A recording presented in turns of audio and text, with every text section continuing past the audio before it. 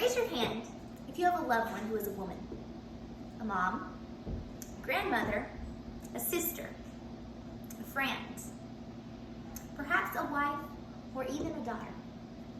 I think we can all raise our hand here. Now imagine that loved one was born and is living in a country that is, say approximately 8,431 miles away. Why so specific, you might ask?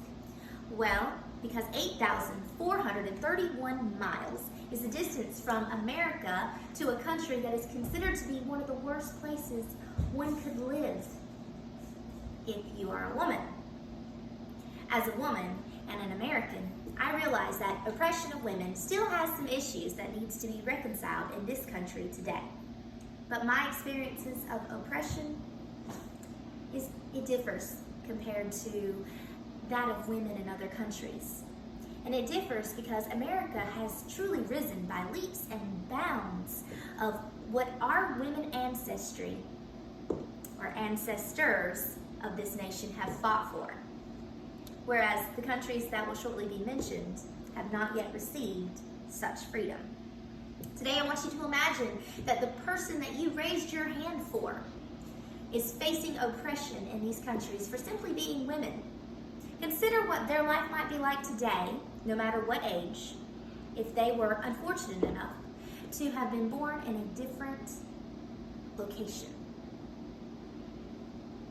Now that we are aware that women in other countries do not have the same freedoms as us here in America, let us dive in to what some of these acts of oppression look like in countries such as Somalia and India. Somalia, located in Africa, has a population of nearly 14 million people, and half of this 14 million consists of females, who face gender inequality by means of social class, poverty, and also through harmful practices such as genital mutilation and maternal mortality. In Somalia, genital mutilation is legal, and 98% of young and adolescent girls are susceptible to it before the age of 13. This practice takes control of reproductive organs away from girls and leaves them scarred emotionally, mentally, and physically in a country that does not seem to have their best interest at heart. One other issue in Somalia is maternal mortality. And in this country, 4 in 100 infants die, which is the highest in the world currently. This rate is high due to poor health care and lack of access to safe practices and medications that could help prevent mortality in infants.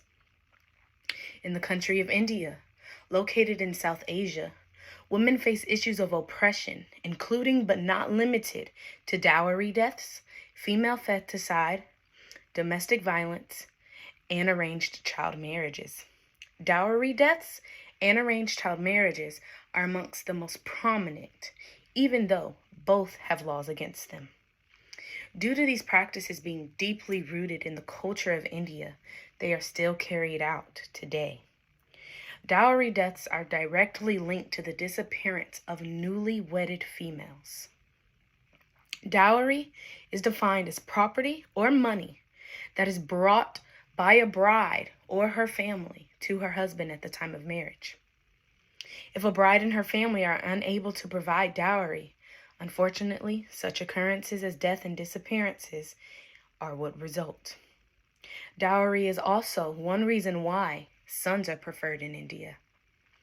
India still has arranged child marriages taking place, even though the Child Marriage Act of 2006 prohibited the practice and raised the ages to 18 and 21. More than 50% of females marry below this age range, according to the National Population Policy. Women are being afflicted by these acts of oppression at unprecedented rates, and it is imperative that we have the knowledge to bring awareness to such acts, so in order to prevent these things from happening and hopefully bring an end to them altogether in all areas of the world. As you have been made aware of the contents from this speech, oppression of women is still very much present in the countries of Somalia and India, as it is in many more countries.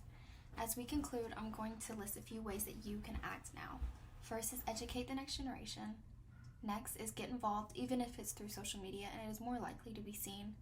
Next is give to the cause, which is donations, and most importantly, support one another. Next, I'm going to give some recommendations to organizations that do amazing jobs for fighting for gender equality and helping women around the world. The first is United Nations Entity for Gender Equality and the Empowerment of Women.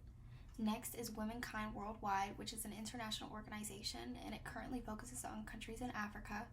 Next is Women for Women International, and this supports women who have been affected by the wars and conflicts of their countries.